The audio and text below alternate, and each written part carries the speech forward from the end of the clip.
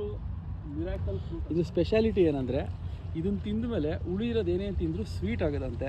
ನಾನು ಯಾವತ್ತೂ ತಿಂದಿಲ್ಲ, ಅದಕ್ಕೆ ಇವತ್ತು ಟೇಸ್ಟ್ ಮಾಡೇ ಬಿಡೋಣ, ಚೆಕ್ ಮಾಡಿ ನೋಡೋಣ ನಿಜವಾಗ್ಲೂ ಹುಳಿ ಇರೋದು ತಿಂದರೆ ಸ್ವೀಟ್ ಆಗುತ್ತಾ ಅಂತ. ಅಲ್ಲೇ ನಿಂಬೆಹಣ್ಣಿದೆ, ಒಂದು ನಿಂಬೆಹಣ್ಣು ತೊಗೊಂಡು ಟೆಸ್ಟ್ ಮಾಡೋಣ.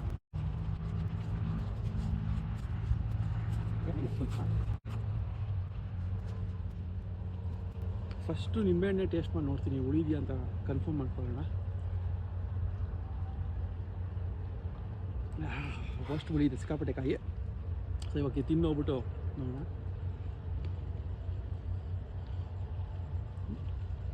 ಇದು ಟೇಸ್ಟ್ ಉಂಟು ನಂಗೊಂದು.